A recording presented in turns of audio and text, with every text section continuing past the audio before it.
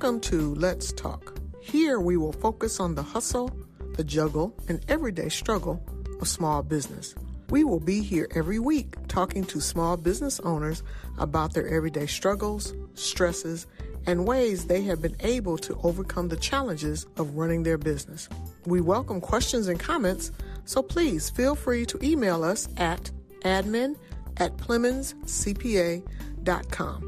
We hope you enjoy, and above all, we hope it helps. Well, hello and welcome to the Hustle, Juggle, and Struggle of Small Business. I am Thalia Williams, your host for today, and we have in our studios today Mr. Rick Stockton of J.R. Stockton Consulting, LLC. Welcome, Rick. Tell us a little bit about yourself. Like a lot of folks, I went to school. Like a lot of other folks, I ended up changing majors a couple of times and finally graduated with a degree in engineering. After that, I sort of got lost. I was a designer, and that was my goal. And for some reason, the only jobs available, it was during the oil crunch, were sort of manufacturing engineering, helping other people's designs work in manufacturing. So I started doing that. I did that for about 15 years. It was neat stuff. It was not what I did best. It felt like completely being sidetracked, and it turned out to be the best thing in the world. Really? Yeah. So now how long have you been in the engineering business in the capacity you are now after finding your path? Well, here's a really funny thing. I should say that I forget their exact name, but the Texas Certified Board of Engineers or whatever, if you don't have a PE after your name, which is what people generally get so that they can build bridges and things like that, if you don't have one of those, you call yourself an engineer, you got penalties and a prison and everything else. Oh, my. Yeah, so I'm going to throw something in here. If I say engineer, I'm talking about back when I had engineering titles, like, I don't know, a dozen or so different ones over the years. When I'm talking about myself today, I always say designer, because usually if you want to have an engineering title, you're usually working underneath a company that has an engineer. And believe it or not, in the field that I work in, that is probably the least bureaucratic part of anything I do. Really? Yeah. Wow. So what's the name of your business as a designer? It is J.R. Stockton Consulting, and it has a subunit called Normal Product Design. But that was so hard for me to say that I've just gone back to J.R. Stockton. Mm-hmm. So what is it that you do? What type of product or service do you offer? I get to work for geniuses. These are people who come up with concepts and inventions. I remember watching a show about the 21st century back when I was a teenager. And, heck, even before then. And we were going to be running out of food. We were going to be, we wouldn't have any energy. We wouldn't have anything to power anything. And we'd all be in just terrible shape. And they were just predicting based on increasing population and everything else. They didn't figure that the rate of growth of population would start to tone down a little bit. And they also didn't figure out that we were going to have a regular supply of geniuses coming up with ideas. Mm-hmm. And so, out of the blue, a fellow called me a few years ago, and he had this amazing idea. He had figured out an algorithm for how to take the temperature of a food animal in such a way that they were able to predict when diseases were going to happen and when something was going to decimate a herd of these animals, and they were able to basically save entire herds by catching it early. The best, most observant human being would still only observe the sickness 2 to 3 days later, and this guy figured out how to do that. Just amazing. Another person figured out a way to treat Alzheimer's. I couldn't talk about it for 8 years because of our agreements until I saw it on Fox one day. And there it was. Just incredible stuff, things I never would have thought of. Their problem is that sometimes they have one device and they have one thing that they've gotten working pretty well, or they have it working, but it's expensive and they can't get it to produce the same way every time. And they're basically having trouble making it, and they don't know how to design it so that it'll, so that they can get tons of these things out to the masses. And that's what I help with.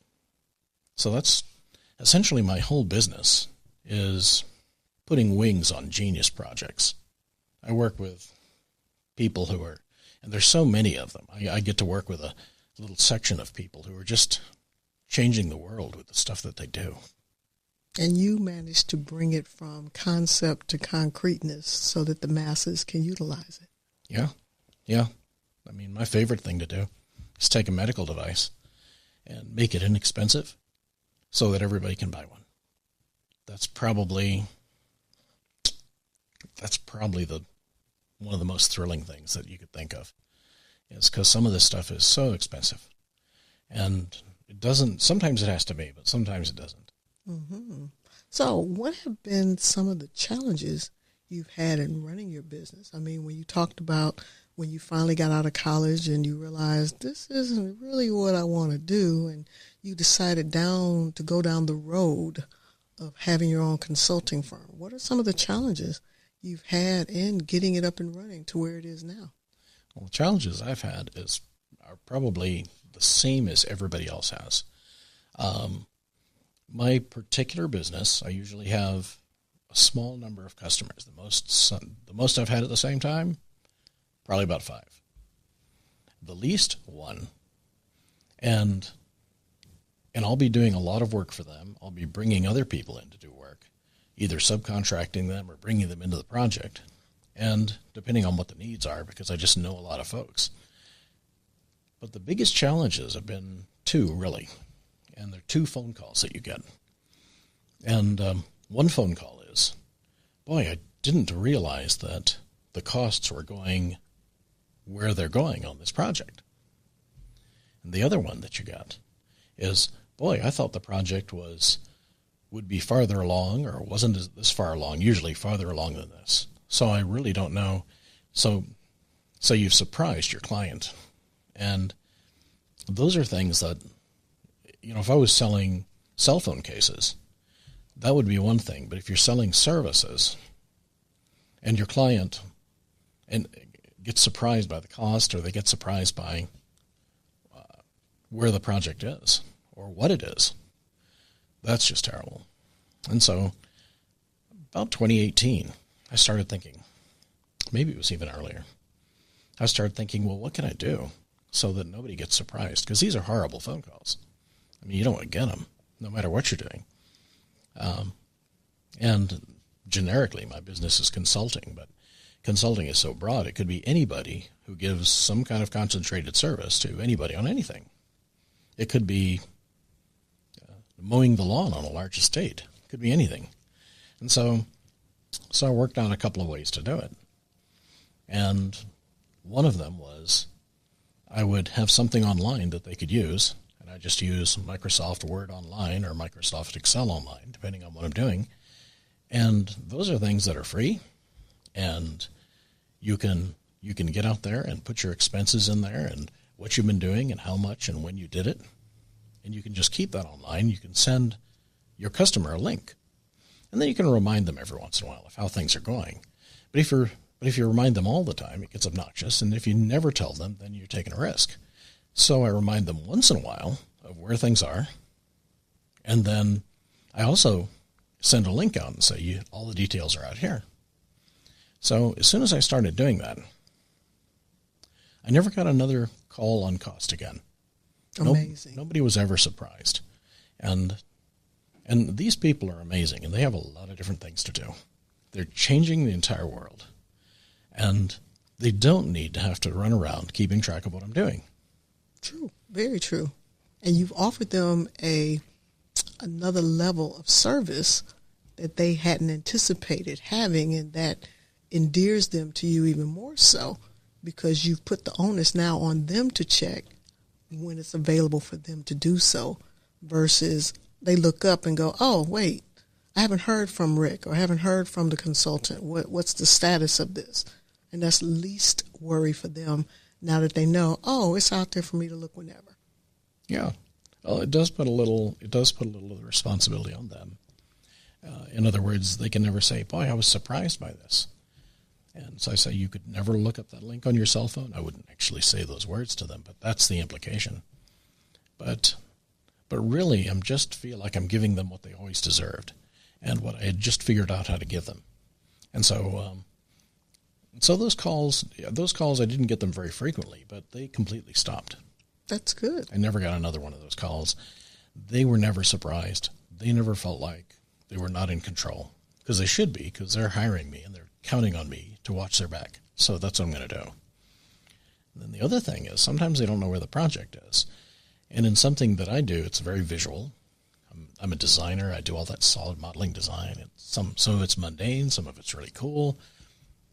And sometimes in process, wouldn't it be great if they sort of had a screenshot and they could say, oh, yeah, that's what this is. Okay, we're at this stage. And maybe just a list of questions. I'm working on this. I'm working on this. Do you want to go with black or white on this? Do you want this rounded or, prismed or whatever? And ask them all kinds of questions that they want to know about their product and give them a chance to get back to me at their own speed. Or when I get up to that point where I have to know, I'll give them a call. So that was a little less severe, but it was always a great way to communicate to them. So if I had a bunch of stuff I wanted to show them, I could just say, I could paste a bunch of them in an email. I could say, these are also online here, and they could just go to it. So those were the biggest two challenges of doing work. The engineering part's not that hard. Okay. Or I should say, Texas engineering guys, the design part is not so hard. Gotcha. Yeah. Well, tell me, why do you persist? What drives you to keep going? I mean, you've implemented those solutions, but what else drives you to keep going? I think the biggest thing, in 2008, we had all those economic problems. And in 2009, everybody started realizing they weren't going to get fixed anytime soon. So everybody started laying off everybody. And I found a couple of things happened simultaneously. One of them was no money, still had a mortgage payment. And another thing that happened was that I got in touch with a neat group called Career Transition Workshop, where I currently am one of the several mentors that are there. And they really showed me how to find jobs that were hidden. And that sounds like, oh, well, I guess you just look up under hidden jobs, and it's not that simple. When I was laid off from my large medical device company, my impression was that there was no other medical device companies in town. I didn't know of any. There were certainly no big ones like the 7,000 person, now 4,000 person firm that I got laid off from. And it was terrible. And so the mentors at Career Transition Workshop said, well, the best jobs are not advertised. You go and find them. And they had a 12-week program, which while I was building my business up, I went through it 4 times. And it's free, and it's neat. And I learned how to find things that are hidden to most people. And there's nothing complicated about it. It's just a matter of learning and practicing and doing. And so in the process of that, I got my first huge customer up in Austin, spent a bunch of time up there, and spent the rest of the time working from home back here. And so in the beginning, what drove me was, my gosh, I've got to pay bills. And I'm doing something and I have zero idea who I'm going to work for. Well, I found out there are people all over the place. I found out there is a real big place for marketing. A friend of mine named Joe Hage, I hired his group to do my website. And now everybody who sees it is going like, oh, well, that's really great. That's much more engaging. And that's because I had a marketing guy. It's still my material, but I had a marketing guy arrange it. I had somebody who is really good at that, do it. And he was doing the same thing for me that I do for other people. Other people I may have a great service, but he put it in a great light. And so some people may have great ideas and great designs, and I make it possible I redesign them so that they can be manufactured readily and that people can get what they need. And it's really an invisible task. Once it's done, it looks like it was obvious. I mean, why did you always do it that way? But it's neat. It's just neat being able to make these things happen. And it's neat having something that you're good at. I think everyone wants to, right? So yeah, it is. It is. It's huge. So how critical is support to you? I mean, when you talked about having to figure out, now I still got to pay the bills, but how do I go and find those hidden jobs or those things that they say are out there, but I can't obviously see them? How critical is that support to you to give you that motivation to keep moving forward? Well, the support from who? Anyone, be it family, business advisors. I mean, you talked about the organization that helped you 4 times. They were so critical. Career Transition Workshop was so critical. I'd been having engineering title after engineering title. I'd been working for 25 years, okay, out there as an engineer. And you would think that I was pretty good at finding jobs because, we're smart guys, right? I could no more fly than find a job compared to, I would call some recruiters and things like that. Occasionally I'd get turned on to somebody, but it was terrible. It was a desert out there. And then the jobs you end up settling for are really not great. They're the kind of jobs that they had to work and advertise and advertise and advertise. They had to hire recruiters to go out and get people for them. And the jobs that are the best are the ones where you're out making contact with people and doing things. I'll give you an example. My first huge job, it was great. It paid off all of our debts. It got us out of trouble. It was wonderful. It went for 2.5 years or 2.25 years. It was great. It went a lot longer than I thought it, because I did one project and they said, well, could you also do this? And so then we did 2 more new projects and everything else. It was going to just be a few months. And so I called a guy that I used to know from somewhere else that I worked, and I would see him in meetings, and he would run a meeting occasionally. So I knew what his name was, and he had a real interesting name. So I gave him a call. And we got to talking, and, oh, how are you doing? Well, I'm here. I'm consulting up here I didn't have any customers. I'm consulting up here in San Antonio, and he was in Austin. And I said, yeah, I'm doing this. I'm just getting a business started and everything like this. And so we were starving. We were living off of savings. We were fixing to cash in retirement and everything else. So it wasn't going great. So I was having a conversation with him. I think I was over in the Jerusalem Grill, and it was, and so we got talking, and he said, hey, Rick, by the way, I'm looking for this one little component. And he sort of laid out what it was. And, yeah, you don't know what that's called or where I could get it, do you? And I said, no, but I know some guys who know some guys. I'll check around. And I did. I made a couple of phone calls, and a day later got back to him with 3 sources for it: what makes a good one and what makes a bad one, who to call, and a suggestion on which one to go with. And so that was it. But I was doing, one of the things we were trained to do in CTW. Networking isn't, hey, I'm starving and I'm a vampire, and if you'll let me, I'm just going to drain your blood while you tell me great secrets, and then I'll go off and forget about you. Career Transition Workshop teaches it exactly the other way. They'll say, well, hi, I'm your friend, remember me? And I'm here. How can I help you? So a week and a half later, I get a call back. And he says, now, the stuff that I sent him had been sitting on his desk, and he'd been able to use it to get answers for himself, and he hadn't had to spend days figuring it out. And so while he was doing that, he's also remembering, hey, Rick Stockton's out there, and he's maybe available to do work. So he calls me, and he says, how's your schedule?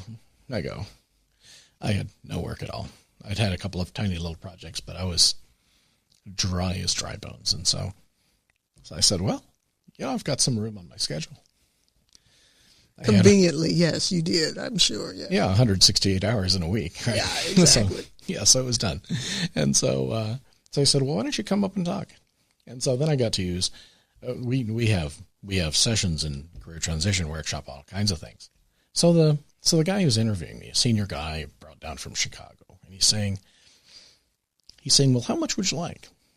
How much? What's your fees? And I said, well, I've talked with Ken. I know you guys are straight shooters. I know you guys are a good company to work with. So I trust you to set the fee. I know anything you offer me is going to be more than fair. So he lets it go. We talk about more design and engineering stuff and all that good stuff. And then he asked me again, well, so how much do you want? And I said, you guys are great. I'm more convinced now than ever. You know what you're doing, and I'm sure that anything that you offer me is going to be fair. So we went on for a while. Then the third time he said, okay, and a couple of words I can't repeat on radio. And, but they were nice. They were nice. I mean, when someone from Chicago or Boston or New York swears at you, it can be a bad thing or it can be a good thing. Depending on the context, right? It was great. Yeah. So he's asking me. So he says, okay, tell me, what is it really? And I told him. And by then I'd had all kinds of chances to think about what kind of work that he'd want and everything else and where he was willing to go. And it was great. But these are the things but it's about 100, 200 little things that you learn over a course of 13 weeks. And they would just teach us to, during negotiation, always just push it off. And it's really the best for everybody, because if you don't have an apt answer to give to somebody, if you don't have a good reply, then you're only going to do two things. You're going to get wrong going over. You're going to get wrong going under. Mm-hmm. So why not just let the conversation go? Because you want it to be a really great deal for him. You want him to be super happy that he found you and that he's paying you and everything else like this. And you want your significant other to be super happy when you show them the money and they get to deposit it in the bank. Of course. Yeah. So those were all the kinds of things that we were taught. And the biggest thing is, I think most people want to be nice people. Mm-hmm. But learning how to do nice person in business is really not all that easy sometimes, because we're nervous and we have questions and we don't know really where the boundaries are. Maybe we know how to interact with our kids, but business is brand new and we're trying to figure out, and we really haven't done a lot of reading, and we're going, oh my gosh, I've got to get some money together. And there's some, we haven't had over the years, God knows how many times I've read through the book of Proverbs. That is the best book on business that I've ever read. It just has so many little gems in it. But when you're going into this and you're getting into business, you're just going, I have no idea how I'm going to do this. I don't know what to say to anybody.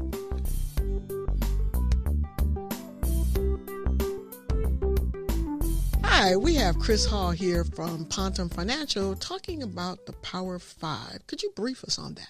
The Power 5 is a group of 5 specific professionals that every business owner should have in their toolbox.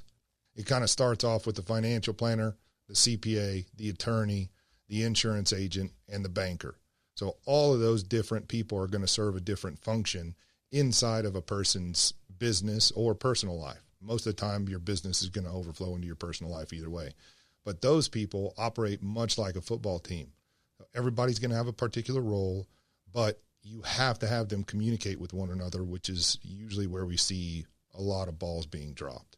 Those people, if they're not sitting around a table advising you and one hand doesn't know what the other hand is doing, it can cause a lot of headaches. So we always recommend those 5 people in particular: the CPA, the financial planner, the attorney, the insurance person, and the banker. Well, if we want more information, how's the best way to reach you at Pontum Financial? Feel free to reach out to our office. We're right off of 281 in Bitters.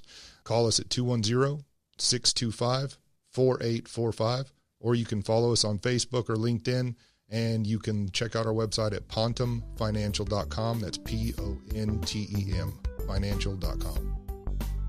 Chris Hall is a partner with Pontum Financial and offers securities and investment products and services through Waddell & Reed, Inc., WRI, member FINRA/SIPC. Pontum Financial is a separate entity from WRI. So how important is support? It is great that my wife tolerates me at home. I am so happy that I don't drive her crazy. My kids are actually away from home working more than I am. I've got 2 or 3 people, and they're outside the house. And I can call them anytime. And I can say, okay, you know I'm a good guy. You know I'm a faithful guy. But right now, I'm lost. I have no idea what's going on. I'm just so exhausted, or something's gone wrong, or whatever. And they won't say, oh, well, you're a grown-up man. You should know how to handle all these things. You should be on top of everything emotionally all the time. And you're just going like, that's exactly what you don't need at that time. What you do need is someone who knows you well and says, you're just calling them up, saying, you know what, just remind me of the things that are true. I need to hear these things. So if you can have 2 or 3 people, one of them is Pat Harper. She's the former head of Career Transition Workshop before she relocated to Dallas. And she is amazing. She just really is. And I've got a fellow over in South Carolina and one other guy. And it is just, it's important to have a handhold when things are really insane. So probably the most important thing is information you decide to take in. And the other important thing is probably who you decide to spend time with. And people have rephrased that lots of different ways, but it really is. It's just like Dave Ramsey's, the 3 most important things about work is be on time, do what you said you'd do, and smile. And literally, if you can do those 3 things, you're going to do okay. It's not, those are maybe like basic colors if you ever did any painting. Mm-hmm. And you end up mixing and matching those. And you end up figuring out what kinds of people you like. And then you decide you want to be one of those. So you're sitting there going, well, that person was really faithful to me. Well, I'm going to make sure that person gets taken care of. And not just that person who is good to you, but the next guy down the line. Mm-hmm. Somebody who's working with you who maybe is having a hard time. Maybe he's not getting treated very well by one customer or another. Well, is it worth trading some political capital to stick up for that guy? Yeah, it is. Will you maybe lose an opportunity or 2 to get a little more personal wealth? Yeah, you probably will. Maybe. But you just try and decide who you want to be and just do your best to love everybody. And it's not easy because sometimes you'll be so busy wondering if you can even figure out how to get a job done that you're not thinking about anything but survival. True. Very true. And that's part of that hustle, juggle, and struggle of a small business owner. So tell us a little bit about maybe a failure that you learned from, either dealing with a client or dealing with a product or a process or something that may not have worked out as well as you would have liked it to have. I was looking over those questions beforehand. And so I if I just started writing it, after about 3 or 4 pages, I would have then had to pick one. We don't have 3 or 4 pages worth of time, Rick. One comes right to mind. Okay. So I was doing this work for this guy, and I was designing some large equipment for him. And he was kind of a older gentleman, even older than I am, lots older, and smart, but occasionally would forget things. And one time we showed up in California on site, and the thing that we had to bolt something onto is totally different than he had thought it would be. Now, fortunately, I'd been wondering that myself. And so I said, I'll tell you what, how about if we make an adapter just in case this happens to us? So he paid me a little bit more. I made the adapter. Boy, it was a good idea. And at that point in time, we were really okay. But then something like that happened again. And we just sort of showed up. And it was a different piece of equipment than we thought it would be. Mm-hmm. And he was like, oh, Rick, you really screwed up. And I was like, well, are you sure I did? Because take a look at this. We didn't have this anywhere in any of our notes. And at that point in time, when we got back, I should have said, let's talk about this. And it doesn't seem like much of a mistake until you find out what happened after that. So I went out to California again with some stuff that I'd made. And he said, this is terrible. This will never bolt onto this. These are completely wrong. You totally fouled up. And I said, can you send me a picture of the machine? And he did. And I said, I've never seen a machine like that in my life. And there's nothing like that in any of the plans that we went through. And I would have to design a completely different thing to fit that machine. The second time it happened, we should have had a little come to Jesus moment where we got together and talked about it.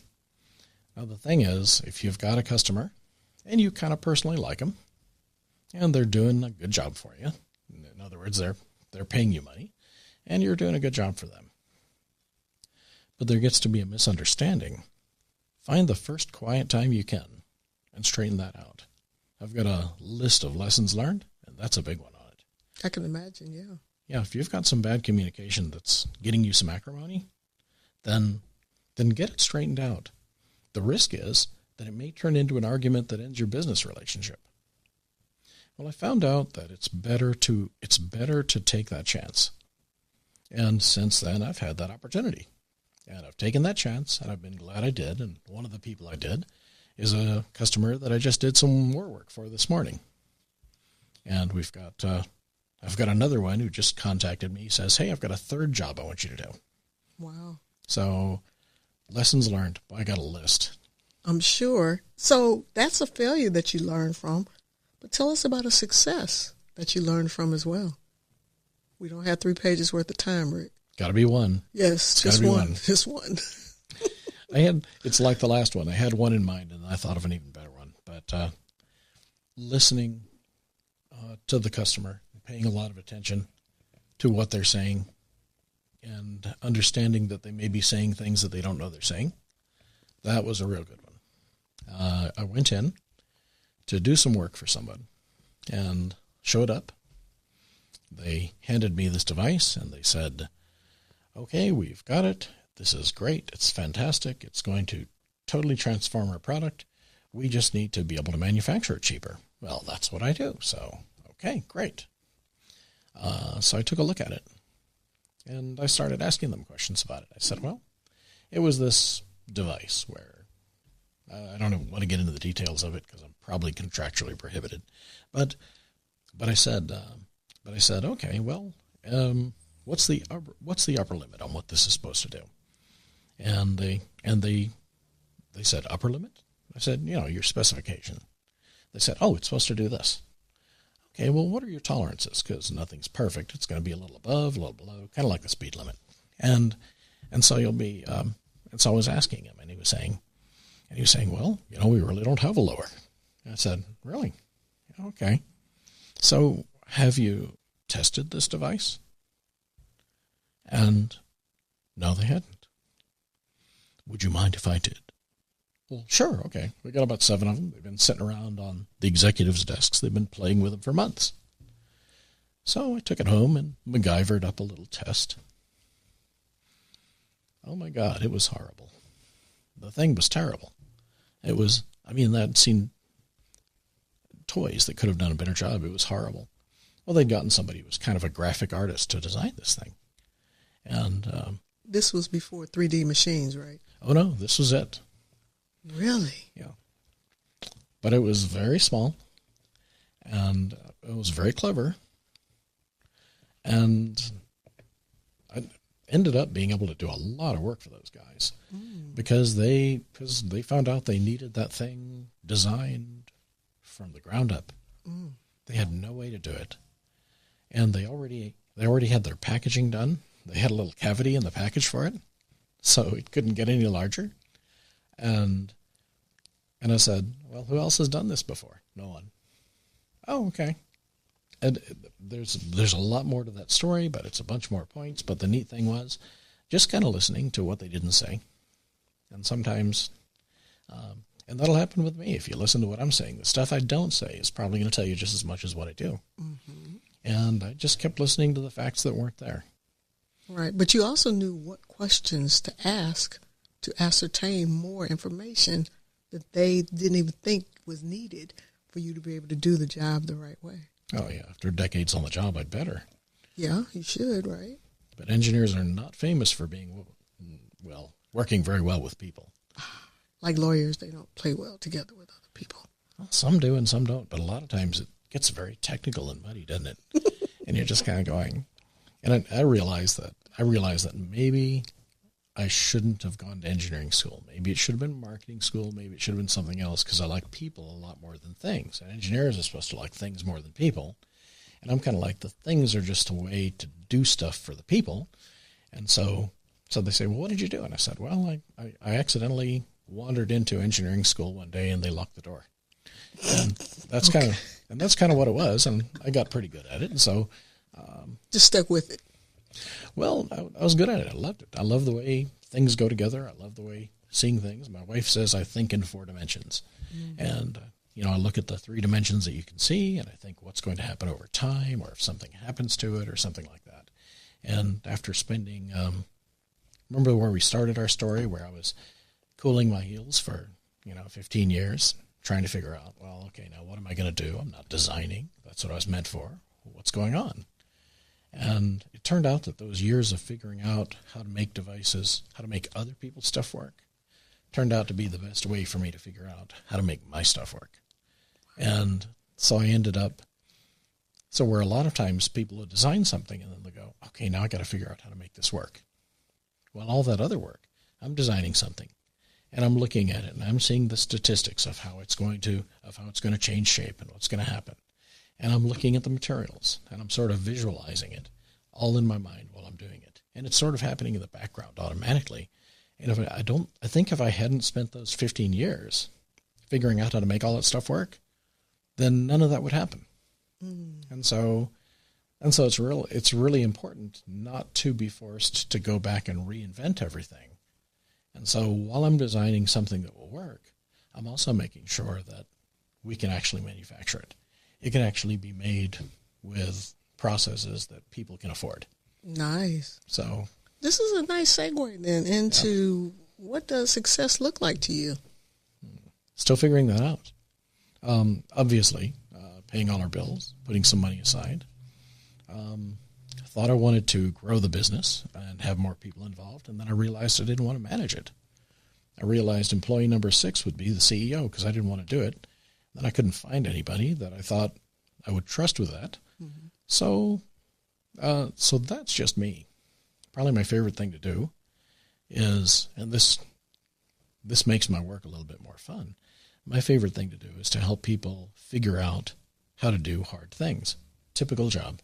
They have a young engineer, who they can afford, and maybe just 2 or 3 or 4 other people in the startup company. Now they get to a real problem. And they're going, well, this is obviously over this guy's head. And he or she, good young engineer, good folks, well-educated, smart, aggressive, but just inexperienced. And so I like to say, I've got some experience. And so they'll bring me in to actually get it all to work. And I'll be doing all the little things that I do. And all the weird stuff that you'd almost have to be there and understand in terms of been there, done that on statistical process control and geometric tolerancing and all these weird things that we use to make sure that it comes out correctly on the other side of the production line. Now I just got lost. What was the question again? What does success look like to you? I wish I would have gotten better sooner at when I engage with someone who has a different view. They think it should be designed a different way. Something else should happen. I wish sooner I'd gotten to the place where I could learn to assume that they might be right. Okay. That I would do. And I would do that in marriage. That would have made, still married to the girl I got married to 43 years ago. Gosh, is it 44? Is it 34? Oh, it's a long time. Anyway, so, no, it's 34. And still in love with her. But I think the first 10 years would have been a lot easier if I'd been able to practice that one thing. Mm-hmm. So I would have started on that much earlier. Okay. All right. So, any advice for our audience? Any advice you can give them? Just some quickies. Number one, if you're having a rough time finding clients, I would look up careertransitionworkshop.org and get in on a class. Right now we're doing them online for obvious reasons, but we'll go back to in person when that's permissible. The second thing I would do is make sure that your priority really is loving people. Mm-hmm. I would do that in business, which does not always mean being nice to them, but it always means watching out for them. And it doesn't mean taking care of them, and it doesn't mean paying off their bad debts, but it does mean treating them exactly the way you would want someone to treat you if the situation was reversed. And sometimes that may mean telling them the hard truth, but telling them in a way that gives them a direction to go. You can tell people the hard truth in a way that just smothers them in a solid cocoon of granite, and they can't get out, and they feel like there's no way to go. Or you can tell them, or you can spend a little more time figuring out how to tell them, and then just tell them in a way which points to some other avenues for them to go with. So if they're having trouble, for instance, finding a job, you can say, well, sure, looking at the internet ads is one way to go. But if you want to increase it about 15-fold, your chances of finding something you really like, here are some things you can consider. That's something like that. Mm-hmm. Or you could say, well, making a super precise, accurate part that is down to like X number of decimals, and it's all super duper accurate, and it's just perfect, it's theoretically amazing. That might be intellectually satisfying, but understand that it's going to be injection molded, and it's only going to be so accurate. So design something that will work in the real world. Mm-hmm. And sometimes it's just remembering to tell somebody when they totally rocked it. Mm-hmm. When they got something right. I've had to, some of the people we're mentoring, I've called them up and I've gotten, this is 553-6218, and I'm like, if someone's calling you about a job, they're going to have no idea who you are. They might not even try and call again, but if you have a good little message, hi, my name is Amy Smith, and I can't get to the phone right now, but at my first opportunity, I'll return your call. Please say your name and phone number after the beep. If you do something like that, it's going to be great. So every once in a while, I'll run into somebody who has a great phone reply. Just amazing. My middle daughter is an example of that. And I've told her a couple of times, I said, you just killed it. That is fantastic. Anybody is going to want to call you back. And they'll be glad when you call them back, and they'll know it's you because they'll recognize your voice. Very true. So, yeah. Wow. So tell us, how can we get in contact with you for the service that you offer, as well as just to hear more about your story or get more information? Well, the easiest way is on my site. Several places on the site, including the Contact Me page, has got all kinds of ways to get hold of me, and they'll always be current. And the site is J.R. Stockton, as in Fort Stockton, Texas, .com. And so for some of the other guys who are near and dear to my heart, Juliet Romeo Sierra Tango Oscar Charlie Kilo Tango Oscar November rickstockton.com. Wonderful. Well, thank you so much, Rick, for being on our show. We appreciate it, and we look forward to seeing and hearing great things about you and your company in the near future. Thank you very much. For more information about any of our guests, or if you have questions and comments, please email us at admin@PlemonsCPA.com. And don't forget to check out our website, PlemonsCPA.com, for upcoming events and workshops in San Antonio. David B Plemons CPA Inc. is providing this podcast as a public service, but it is neither a legal interpretation nor a statement of David B Plemons CPA Inc. policy. Reference to any specific product or entity does not constitute an endorsement or recommendation by David B Plemons CPA Inc. The views expressed by guests are their own, and their appearance on the Hustle, Juggle, and Struggle of Small Business podcast does not imply an endorsement of them or their concepts or any entity they represent. Views and opinions expressed by David B Plemons CPA Inc. employees are those of the employees and do not necessarily reflect the views of David B Plemons CPA Inc. or any of its officials. You should always consult your own investment advisors, attorneys, and accountants before making any decisions concerning your financial matters. If you have any questions about this disclaimer, please contact our office.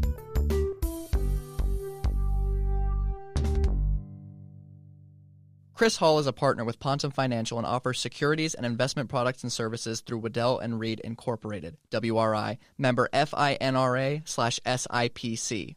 Pontum Financial is a separate entity from WRI. Waddell & Reed is not affiliated with David C. Plemons CPA.